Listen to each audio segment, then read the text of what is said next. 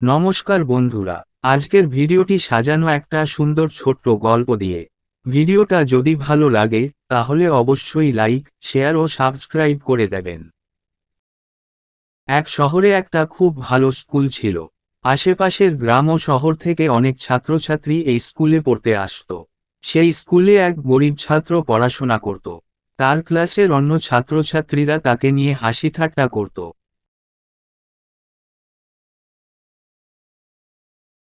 প্রতিদিনের মতো আজও সবাই স্কুলে এসেছে।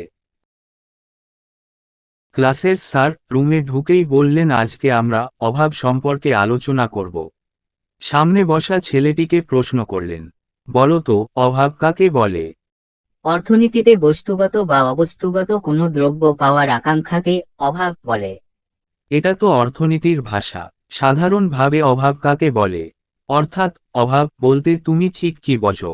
ছেলেটি মাথা নিচু করে বেঞ্চের দিকে তাকিয়ে আছে। কি বলবে ভাবছে সে। স্যার আবার তাড়া দিলেন, কি রে, বল। ছেলেটি এবার বলতে শুরু করলো। আমি স্কুলে আসার সময় মা আমাকে ভাড়া দিতে গিয়ে তার ব্যাগ তন্ন তন্ন করে খুঁজে অনেক কষ্টে 20 বা 30 টাকা বের করে দেন। আর আমি বাড়ি থেকে বের হয়ে 5 মিনিট পর বাড়িতে ফিরে ভাড়ার টাকাটা মাকে দিয়ে বলি, মা, আজ স্কুলে ক্লাস হবে না। মা তখন বলেন, আগেই তো খবর নিবি ক্লাস হবে কিনা। মায়ের সাথে এই লুকোচুরি হচ্ছে অভাব। বাবা যখন রাত করে বাড়ি আসেন, মা তখন বাবাকে জিজ্ঞেস করেন, এত রাত হলো কেন? বাবা বলেন, ওভারটাইম ছিল। ওভারটাইম না করলে সংসার কিভাবে চলবে? বাবার এই অতিরিক্ত পরিশ্রমই হচ্ছে আমার কাছে অভাব।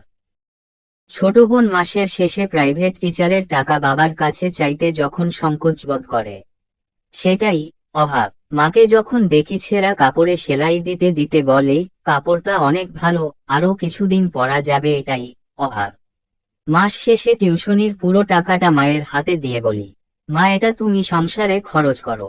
মা তখন একটা স্বস্তির হাসি হাসেন। এই স্বস্তির হাসি হচ্ছে অভাব। বন্ধুদের দামি স্মার্টফোনের ভিড়ে নিজের নর্মাল ফোন লজ্জায় যখন লুকিয়ে রাখি, এই লজ্জাই আমার কাছে অভাব। আমরা গরিব হওয়ায় কাছের মানুষগুলো যখন আস্তে আস্তে দূরে সরে যায়, এই দূরে সরে পড়াটাই আমার কাছে অভাব। পুরো ক্লাসের সবাই দাঁড়িয়ে গেল।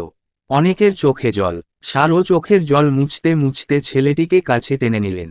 আমাদের মধ্যে এমন অনেকেই আছে যারা মাসের পর মাস কাজ করেও সামান্য টাকা পায়। সব দুঃখ কষ্টকে আড়াল করে রাখে হাসি মুখে।